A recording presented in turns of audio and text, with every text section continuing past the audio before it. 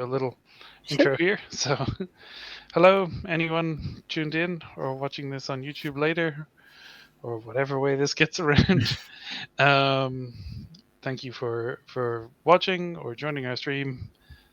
This is a GDG Dublin event, and we have some wonderful speakers here for you. If you would like to speak at a GDG Dublin event, just reach out to us by sending us an email at gdgdublin@gmail.com or tweeting us, GDG Dublin, or you can do what Svitlana here did and just message me on LinkedIn.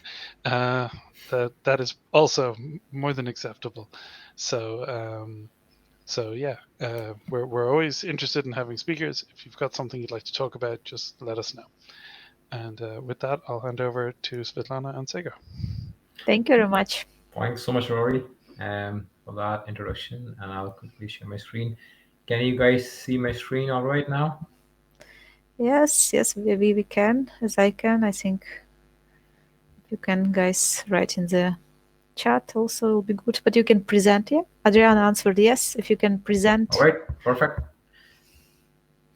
Okay, guys, nice to see you today, and thank you for watching this presentation. And this is a presentation about artificial intelligence augmenting fitness and healthcare. My name is Svitlana Samko. Hi, I'm Sagar Saxena. I am a certified ISTQB certified tester, full advanced level coach, technical project manager, a professional scrum master, and founder of W2 Business Academy for QA developers and mentor, also working as technical project manager in Verizon Connect in Dublin. And if you want to connect me, you can use QR code. Today we will use QR code a few times. Using QR code will help you to involve your cameras. So you can use just camera, and very often using Android or iOS system, you can just using camera open QR code. And there is a link also there. So if you have your phone around you, please use it, because we'll have a few other QR codes in the future. Thanks for that. First of all, thank you guys for attending this event. So I am Sagar Saxena. I'm a co-presenter with Svitlana for this presentation. So currently I'm pursuing my second year PhD in explainable AI at ML Labs, U Dublin. If apart from my interest in my PhD, there are other domains that I'm interested in. So explainability, of course, in AI. I'm more interested in time series data handling, and also I'm an enthusiast about neuroscience. Well, when I'm not studying or researching about such aspects, I try to coach people. And also I compete in CrossFit for fittest man on earth. And also I'm a motivational speaker. There is also a link provided at the bottom of the screen, and that's my LinkedIn if you guys want to connect. And also you can scan the QR code, as Svetlana mentioned earlier. Please feel to reach out, and thank you for listening to us. So today we'll use some approach, very interesting, build, measure, learn, which is used usually in lean startup. We will measure the knowledge at the start about AI, have some information, some new ideas and data to learn, build our knowledge, and measure them again at the end. For this, please use this QR code. There is the first QR code that will help you to connect with us. And also at the same time, I will send you the link which you can use on Google Docs to be able to see the form. One also I'll send you the same as you can see on the screen. And you, Sagar, you can also present the results. We will see results at the same moment. We will just try to understand what do you want to get during this presentation. Yeah, you can go to the form And if you can, please leave your response. It's very short form, and this form will allow us to understand and maybe adjust the presentation and maybe answer some questions that you would like to know. And measure your knowledge as well, just to understand the audience. So we can see now that we have some UX engineer person with more than 10 years of experience and some knowledge about AI, and just want to learn. The person wants to learn. If anyone else can answer, we will see it immediately as well. We'll give another minute for this, and then we will go through the presentation and talk about AI in healthcare and fitness. Thank you. There are a few other answers, developers with the same experience, and also some knowledge and experience in domain. So what expectation to learn, to see what's possible to do with AI, to learn about AI, and have ideas of ways how AI can be used in company job. Great. Thank you for your answers. If you can go to the presentation back, please. So to get on the same page, today we'll talk about artificial intelligence, AI, the subset of it, machine learning, and deep learning, DL. As Svitlana mentioned, getting everyone on the same page. There's a buzzword AI, right? Everyone has been talking about AI. So so that everyone is on the same boat. So artificial intelligence is any technique that enables computers to mimic human behavior. Um, there are different algorithms and AI. I mean, you guys must have heard about the data-centric approach towards AI. That's been in the recent past. It's been gaining quite popularity, even Professor Andrew Ng. He proposed this because the main fuel for AI to function is data. So yes, artificial intelligence, it works on a lot of data. And when I'm saying about the data, it means the quality of data too, which we will be seeing in the next couple of slides, how and why this quality of data is important. Moving forth, machine learning is a subset of artificial intelligence. So basically, there are different techniques and statistical measures which enable machines to improve with experiences. And in the recent past, it's been mostly deep learning approaches. That's been the Sinosaur. So it's a subset of ML, and it involves training deep neural networks over copious amount of data and then providing predictions relevant to the question or the relevant domain. Um, Great. So what are the three major types of learning in artificial intelligence? There is supervised learning, when you have labeled data or some ground truth, previous experience to refer from. There is unsupervised learning, when you just have data with no knowledge about the data that you have. And semi-supervised. The data are there, but there is not enough labeled data present. So, going forth, today the major focus, as I mentioned in the previous slide, deep learning, as being the subset of machine learning. So today the main focus would be on specifically deep learning and how the different models work. We would try to provide a synopsis, to be very honest, because it's very time consuming and to provide all the details, relevant details, in this particular time constraint presentation. So moving forth with deep learning. So before we dwell into deep learning aspects, there is, as Svitlana mentioned in the last slide, the three different types of learning, that supervised, unsupervised, and semi-supervised. The what how the supervised learning works, because today we are trying to focus on supervised learning.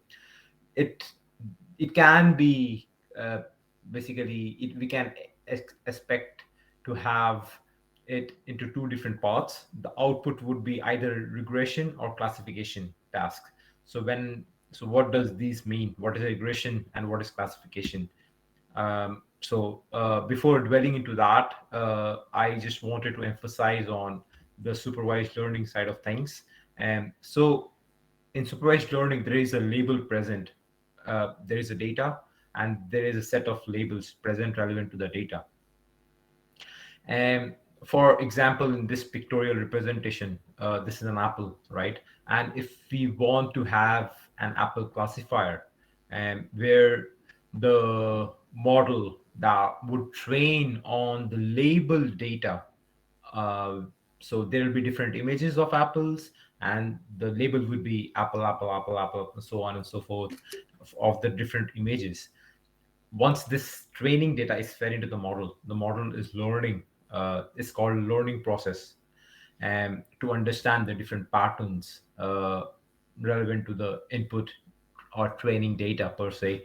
And once the model trains on the data, then if you provide it in, I mean, another image, the model would try to predict or classify, is it an apple or not. It's a simple apple classifier. Just taking two steps back, at the very onset, I was focusing on, or rather I was trying to uh, request your focus on the quality of data being a data centric approach. On the right side, that if you see, there's an apple symbol, apple company, and if we are trying to build an apple classifier, and this image is also present in the training data set and is labeled as apple, and if we showcase such image as the testing, the model would also predict it to be an apple. But what we have built is apple as a fruit classifier. So there is a fine distinction between providing relevant data sources, label data, and providing some data that's mislabeled, which can be detrimental in many ways. So in supervised learning, as simple as that, you have the data, you have the labels, the model trains on the training data, and the testing data is hidden from the model. So model doesn't see the testing data. And when you feed it into the model, it provides a prediction on the testing data, whether it's an apple or not. So, as I mentioned, there are two major parts of supervised learning, or major results of supervised learning. That's a regression and a classification task, regression task or a classification task. So, this is a pictorial representation. You have a training data, it's labeled since it's supervised learning. You provide the data into the model. By model, I mean different architectures. And then the model learns the data, or learns the patterns in the data. Once that's done, some new testing data, as you see at the very bottom, testing data one, label data one. So when we are trying to test the model, we provide the testing data. We hide the label of the testing data, and we see what the model predicts. And if the model, if it's a classification task, it can be binary classification when there are just two classes, it's an apple or not an apple, or COVID or non-COVID, for example. Or it can be multi-class. For example, is it a truck? Is it a plane? Is it a bus? And so there are different classes relevant to attach to the data. Also, on the contrary, at a very high level, there can be real numbers. For example, in Dublin, I want to predict what can be the price of an apartment which is 500 square feet, which is in Sandyford, which has 3 bedrooms. So for this kind of a prediction, the model would be required to train on the historic data, where all these three things will be present. So these are different features, if you will. For example, area of the apartment, number of rooms in the apartment, the location of the apartment. These would be three different features. That's all. There's also, in a way, calling structured data, because it has a structure associated to the data. Once this data is provided, so there can be, for example, uh, it's a 1,000 square feet, and it's in, I don't know, probably Dundrum, and it has 2 bedrooms or something like that, and the price is somewhere in, I don't know, 1 million euros or something like that. So such data, such different data fields would be present in the history of the data. The model learns from it and provides. If I want to buy a 500 square feet apartment in Sandyford with 3 bedrooms, what would the price? That the and the model would be providing a number. It will be 500,000 euros or something like that. So that's the real number. So that's what regression looks like. Moving forth into the different advances of AI in healthcare. Yeah, in AI in healthcare so AI in healthcare owe ledger to three main factors. First of all is deep learning maturation. Second is a localized compute power via GPUs or TPUs. And also, which is very important, large labeled open source data set. As example, ImageNet, where we are taking the whole data set that is available. And adding on to what Svitlana had mentioned, in this particular scenario, as I mentioned at the very onset, deep learning has been gaining quite popularity, and specifically with the last 2 points, which Svetlana has already mentioned, the localized compute power via GPUs and DPUs, specifically with Google Colab. It's a service provided by Google. You can basically run Jupyter notebooks. Jupyter Notebook is another way, it's an IDE that you run in the cloud environment. You can select which kind of architecture, or what kind of hardware do you want to use. Do you want to use a GPU, a TPU to run your code? um, so it's because of the speed, because TPUs, tensor processing units, they are much faster than GPUs. And the code of deep learning, for training, it requires the speed for the model to train. It can be 1 day, 2 day, or depending on the data, it can be less. So largely because of this compute power, deep learning has been gaining quite popularity in the recent past. Also a lot of open source data, so in Kaggle competitions, and other relevant resources, where a lot of like Stanford or MIT, they come up with open source data, and those data sets also contribute in the growth of AI for healthcare. If we are talking about artificial intelligence and machine learning in medicine, we can see on the right side on this image that there is a global shortage of radiologists and some other medical specialists in different countries like Indonesia, Ethiopia, India, Thailand. And that causes some issues which machine learning can help to resolve. So first issue is lots of data to look through. It means if there is not enough personnel, there is no one or not enough people who will take a look through the data of patients, analyze them, where machine learning can help to make it quicker because there is no person involved during this, or not so many people are involved. Second is expertise is limited. Different countries, different expertise, people with different experience, where algorithm can scale and enhance experts. And human consistencies, as we know, people make mistakes, there are errors, there are bias, the person can be tired because of a lot of work, the person can have not enough experience, the person can um, have other issues with the data that came to the person, where we have machine learning which can help to resolve this issue. And so, moving forward, so in AI in healthcare, these are the two major models, and that has been uh, at the focus in the recent past, amidst all the models that we chose to cover in this particular presentation. One is CNN, that's convolutional neural network. So basically, specifically for neurologists and also radiologists, and this has been quite effective a model to be used with. So specifically for understanding diabetes retinopathy, or if it's cancer, or I mean a malignant cancer, or a benign cancer cells. So I mean, CNN works on images. It has shown its progress over image data. So you have to input a lot of images. CNN extracts the patterns from the images. And when you're depending on the domain or depending on the task at hand, it provides relevant answers.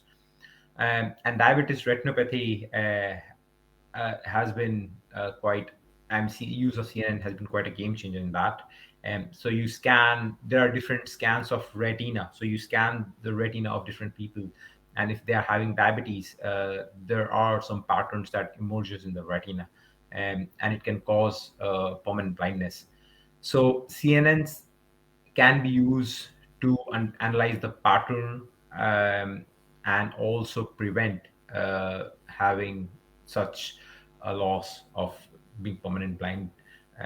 And since there are such a scale of images present all over the world, and as Svetlana mentioned, that not enough radiologists to understand or analyze each data at the same time, machine learning can help in improving the pipeline relevant to it and augment the relevant experts in this domain.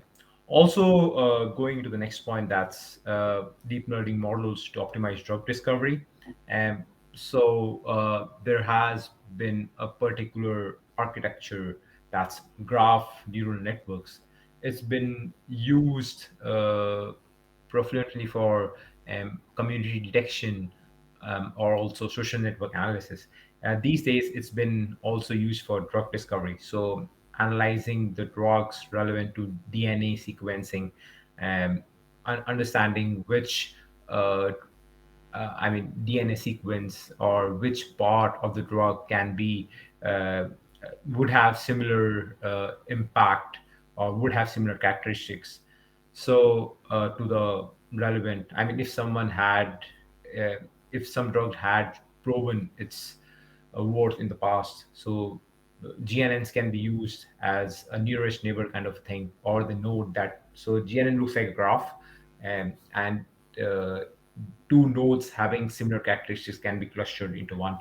So it's been shown lately to gaining quite a popularity.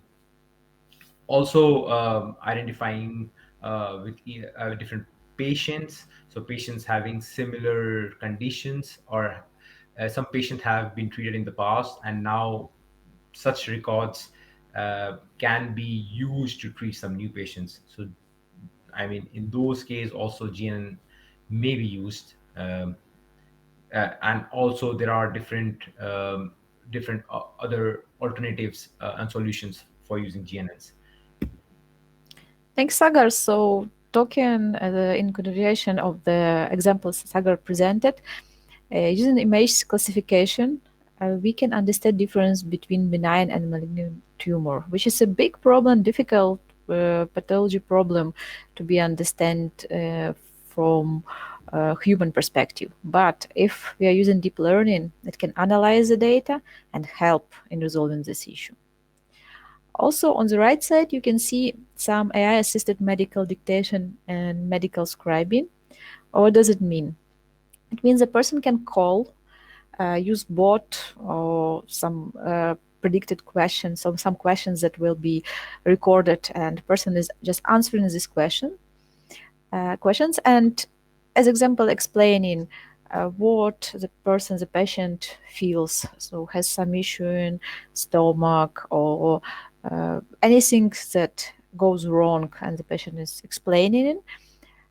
At the same time, it is recorded, analyzed, and when the doctor gets the information, some keywords are used, and doctor can understand better and predict theoretically what can be the issue. It doesn't mean that the doctor will give you a diagnosis just based on this, but it will help him to save time to understand the issue. And going forth, so this is a particular example for where we all wear these smart watches these days, right? So how can these smart watches, or how does the data collection happen? Because so if you're using and I don't know, an Apple Watch or a Garmin, you know, and so in the following few slides we will try to cover this process and how such process can be influenced or can have machine learning augmented to it. And so for example, in the smartwatch we can see what's our weird heart rate, like heart rate variability or VO2 max. So what happens is, if you see the smartwatch at the bottom, there is a sensor. It's there is a light that goes on blinking. It's a green light, and that's a PPG sensor. And so what happens is the sensor uh, collects the data. Um, so it's continuously blink. I'll be mentioning more about the functioning in the next few slides of PPG sensor. So once the sensor collects the data, it does some signal processing on that data, and there are some key metrics that are already hard coded at the back end. So and then this unstructured data, because the sensor collects the unstructured raw data, it gets structured amidst the key metrics that are already hard coded at the back end. So then once, like VO2, continuous heart rate, resting intervals, energy expenditure, blood pressure, and so on and so forth. And then these are basically presented as an UI into the mobile app that we all can see in the mobiles. Um, so this is a pictorial or a flow representation from smart watches to the mobile. How does the data collection happens? Data collection and structuring of the data happens. As I mentioned, the PPG sensor. So this is how the PPG sensor works like. It's an optoelectronic sensor. So there are diodes that emits the light, and there's also a small square that's a photo detector. So once the light comes from the diode, it blinks, it enters the subcutaneous of the skin, goes into the capillaries, and there are RBCs in the blood or erythrocytes. So the light gets reflected from the movement of these RBCs, and the photodetector captures the light. And this is this capturing basically, in a way, it maps to a particular reading, if you will. um, so that's how the data, the raw data, gets collected by the PPG sensor at a very high level, of course. Now, going forth, this is a particular instance where PPG sensor collects the data at rest, and PPG sensor collects the data when the person was walking. So this is a time series data because of the temporal dependency of the data. It's a continuous data. So every, I don't know, it depends on, it can be every second, millisecond, microsecond, how uh, how often do you want the data to be recorded.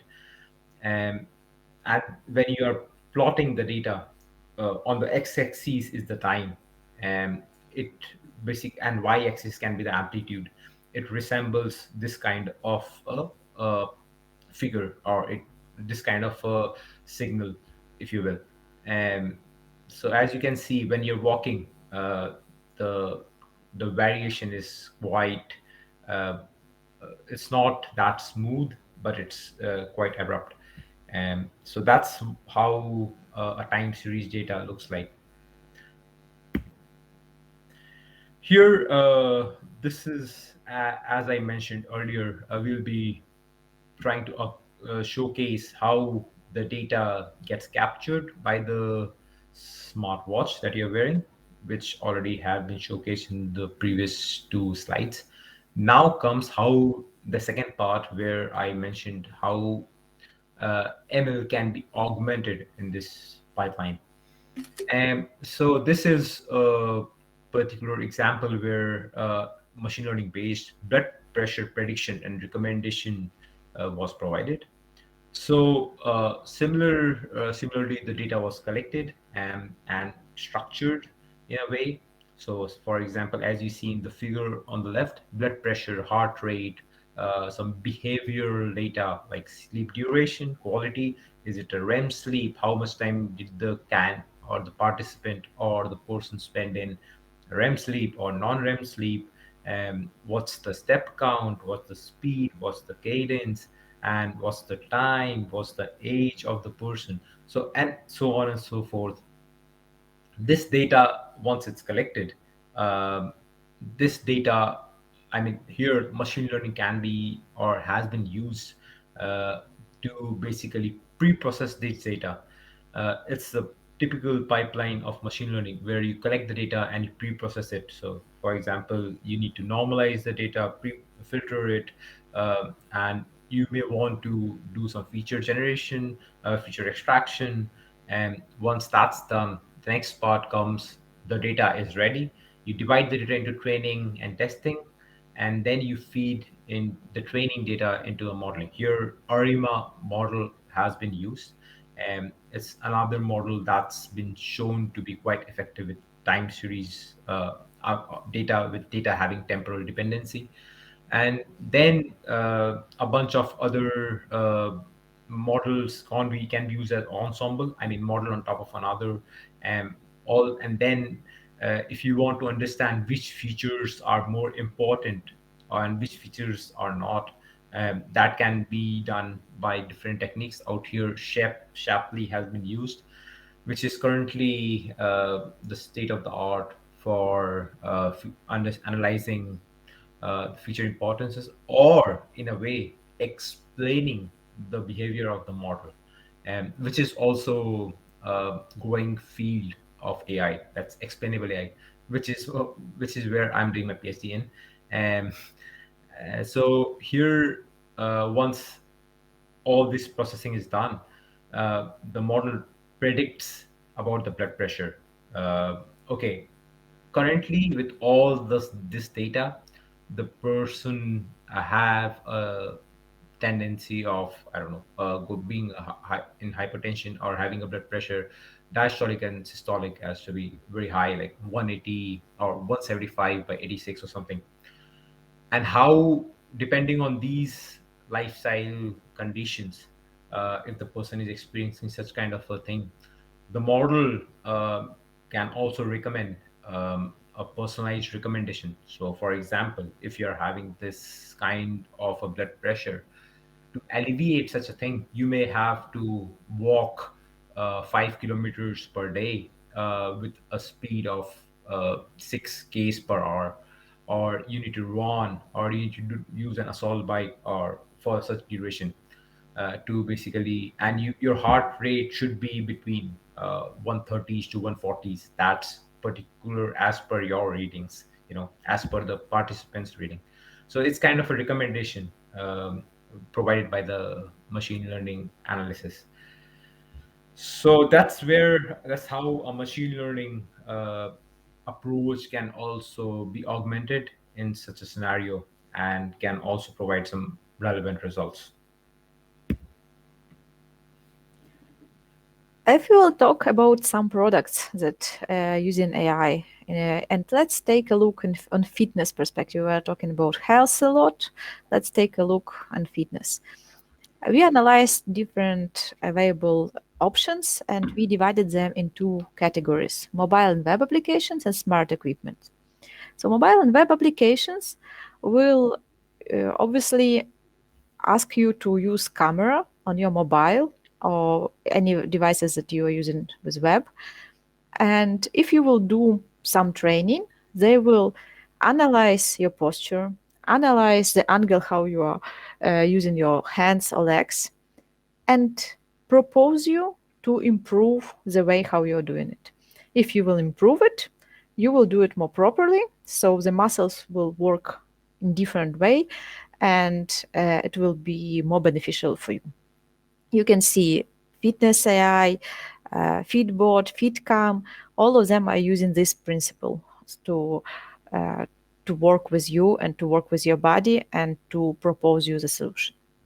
There is also another way. There is a way to use smart equipment, which costs usually more money, which is created for probably people that are more interested in fitness professionally, or more for some athletes that would like to use additional options. What the options are? As example, you can install the smart equipment on your wall, or you can install some sensors on weights that you're using, or any additional bike, solo bike, as Sagar mentioned. And using this smart equipment, you will get some additional propositions. You will get some additional advices. As example, you should increase your weight. You should decrease the weight. You should increase or decrease your speed to achieve the goal that you mentioned before. So you created some goal, let the equipment know what is your goal, and equipment is analyzing your heart rate or anything else that is needed to achieve your goal, and propose you how the equipment should be used properly. So increasing, decreasing weight as example. You can see different options here, like Carbon Trainer, like Next Fitness, or Tonal. And yeah, just to let you know that usually the cost is very different between mobile and web application and smart equipment. And just to append to what Svitlana had mentioned here, so we classified we did a market analysis, and we classified into these two major clusters, if you will, mobile or web application and smart equipments. Especially with the last point, the smart equipments are considerably more expensive compared to the mobile web application, because they use sensors, and at times when you're using smart equipments, you can also hire personal trainers. So and you can talk to them in real time. So it's a big screen in front of you, and they can give you relevant advice. So it bears a considerable cost, but I think it's an investment towards your own health. Yeah, it's professional equipment.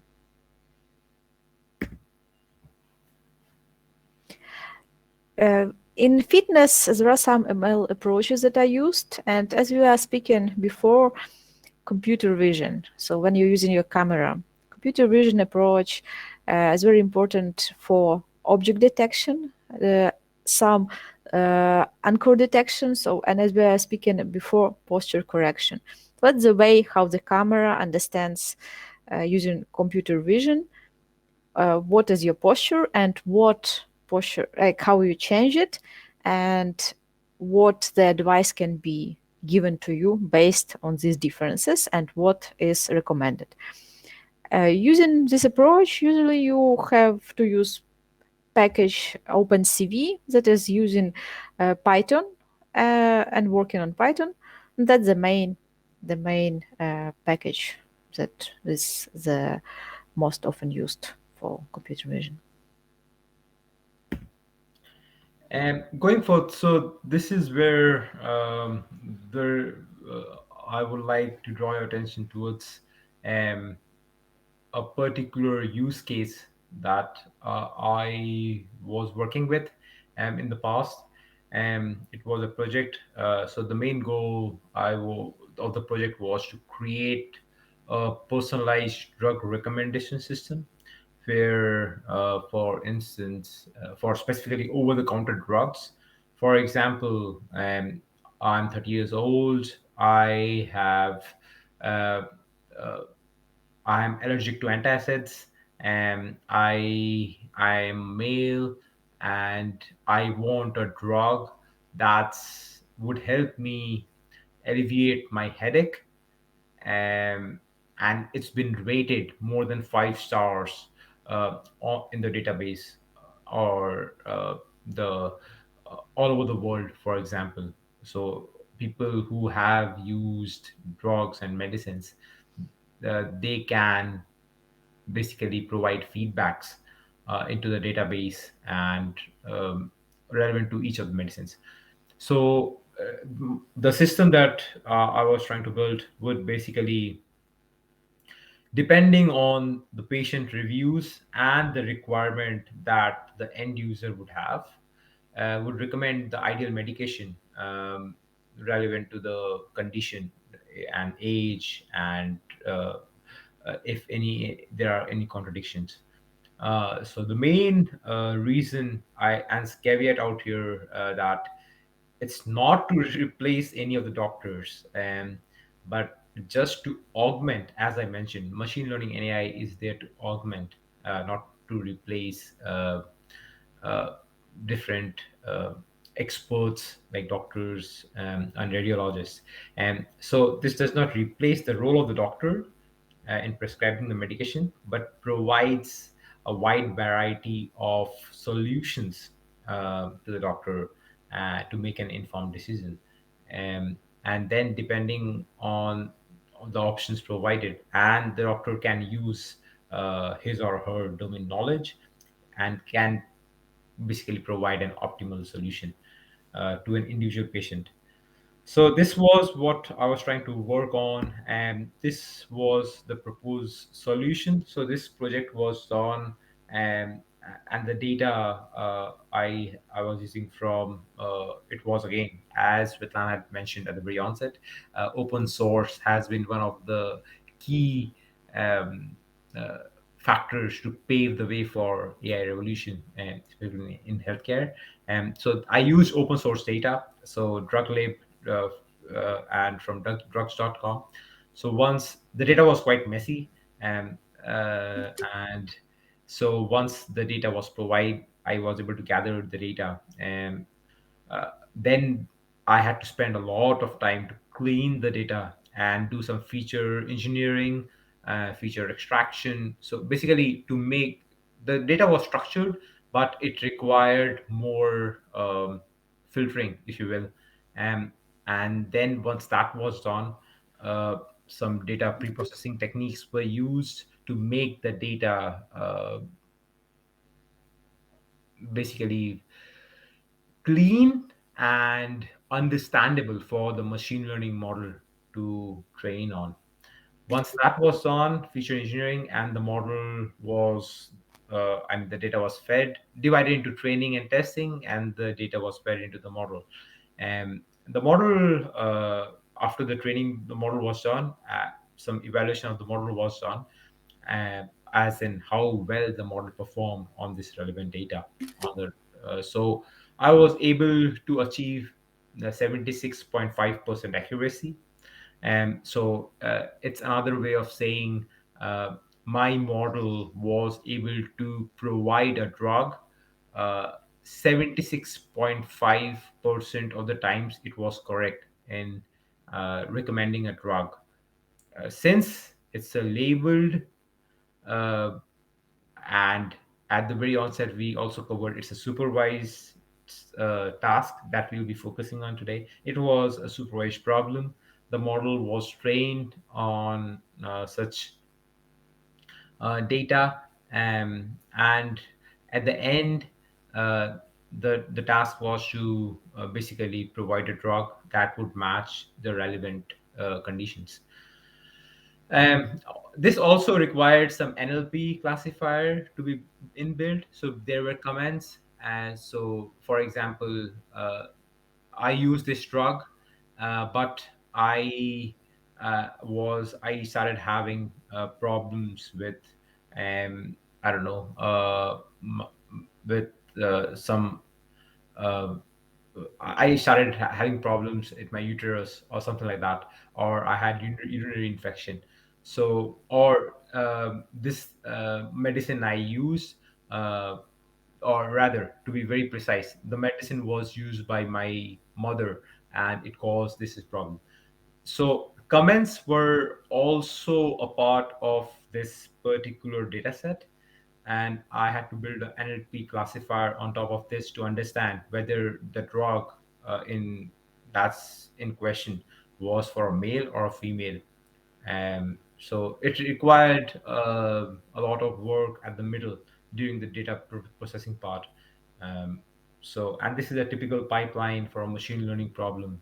You collect the data, you clean the data, that's a part of you pre-process the data, you make the data readily available for the model to train on. You divide the data into training and testing, and then you feed in the data into the model to get a particular output, and you validate the output against the test on the test data set that you had kept. So that was a proposed solution for the problem that I was addressing about personalized drug recommendation system. As conclusion, there are some potential directions that we identified.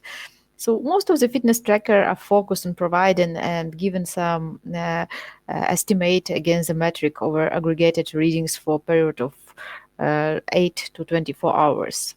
And as you can see, they can correct your posture, they can propose you some solutions, but they don't provide a guidelines, a plan to increase or decrease the volume of training to reach desirable outcome. It means some particular solutions will be provided. There is no yet solutions that will give you the whole plan. As Sagar will mention in the future, how to achieve one big goal as example. And thanks for that, Svitlana. So I would like to dwell a bit deep into this. So all the fitness trackers that are currently in the market, and after the analysis that we could do, we found out that it's more of a rule-based system, if you will, where the data is provided, or rather, the features are already coded, hard coded into the system. And then, okay, thre- if my heart rate variability, for example, is between 140, so if I do some activity, my heart rate goes to 140, and then it deteriorates and goes to 120 in a span of 2 minutes. Um, how what does it say about my heart? Is it good? Is a conditioned heart or not? I mean, these questions are not answered. So, for example, I want to compete with the elites in CrossFit. Just if we take a more, I mean, more a simple use case, and I want to compete in CrossFit, and I am working. I don't have much time to train every day, like a lot of elites. 6 hours, 8 hours of training. I can train 1 hour or 1.5 hour per day, depending on my current stats that the watch would be capturing. What kind of training, or for example, I want to improve my heart conditioning, so my RHR, that's the resting heart rate, would be lower. Resting heart rate implies a well conditioned heart. It's not a generalized statement, but there are some outliers to this. But let's say that I want my heart to recover if I'm training intensely. Say I'm on a salt bike, I'm doing sprints, and I want my heart rate from 140 or 160 to go down to 130 in a matter of 30 seconds. What would my training program should look like? Or how often should I be in that range of 140 to 160 so that my heart gets well conditioned? Such predictability or such recommendation, I think, may be a probable future for fitness, such trackers or smart watches. So depending on the data it's reading, it's it won't simply provide graphs to showcase, okay, you trained hard and your heart rate was 150 or 160, but it would say what does that number means, because a lot of people won't understand what does it mean. I don't know if my conditioning has improved, or how much more do I need to work on, so, or is it a danger zone, I shouldn't have this heart rate, you know. I think that can be very interesting, where machine learning can be used with some smart trackers like Whoop, Garmin, the likes of Apple Watch, Fitbits, and it would provide a more holistic, let's say, recommendation for the end user, and customizable too. Great, thanks. And that's the last part. If you can, last part of our presentation, we can scan the link, scan the QR code, or use the link. I will send the link in the chat. And that will be the part where we are measuring the knowledge again. Also very short, if you can just take a look at this and answer. And you, Sagar, if you can present the responses, which will be automatically updated in Google Forms. We'll appreciate your responses. There are only a few questions there, and based on the presentations that we gave just now and shared with you some knowledge about fitness, about health, if you could give us your recommendations or your review or your feedback, what did you learn, and what new information did you get during today's meeting and today's presentation, we'll appreciate. And maybe it's what you expected, or would you like to know more, or maybe there is a need in another session that is focused on some particular part of fitness or some particular part of devices. Thank you for started answering, and we can see two responses. Yeah, so we can see that some information that you wanted to know you got, and you got some explained examples that you wanted to see. Yeah, hoping to see some AI in action. I think it's a next one that we want to do as well, but we would like to do it in the way of presenting and also do some workshop. As continuation of this, we will prepare for this, and then ask Rory also to attend and maybe create some workshop for you guys. So it will be a great opportunity to do it. So thank you very much for your attendance. And if you have any questions, please use chat and ask any questions that you have, or reach out to us at any moment when you would like on LinkedIn, and we will try to give and share the information that we have about AI in health and fitness. Thanks so much, guys, for your time today. We really appreciate and these feedbacks. They are the key takeaways for us, and I hope we were able to do some justice and cover as much of ground possible within the tenure that was granted. I hope you guys learned something out of it, and thank you for the feedbacks. So we'll definitely keep these things in mind the next time we are presenting. Um, and yeah, as Svitlana mentioned, feel free to reach out in case if you have any more queries, or if you want to just connect with us. And yeah, thank you for your time today. Yeah, hopefully to see you on workshop when we'll have it ready. Rory? Oh, the bad signal's up. Sharing my screen. So I had to stand up because you guys were talking about fitness and health so much. I was like, I feel bad sitting at my standing desk, so I've been standing up. I've been playing with my weights, my odd-looking cheap weights from Deals. So, just exercising my way through this presentation because you guys guilted me into it. So yeah, good job. All right, so thank you so much, Svitlana and Sagar. it's a pleasure having you, and hopefully we'll have you back for a workshop in the future. Definitely. Thank you very Thanks much. so much, Rory, Thank Bye. you. for your Thank time. you, guys. Thank you, guys. See you. Have a great evening. Bye bye. Thank you very much. Bye.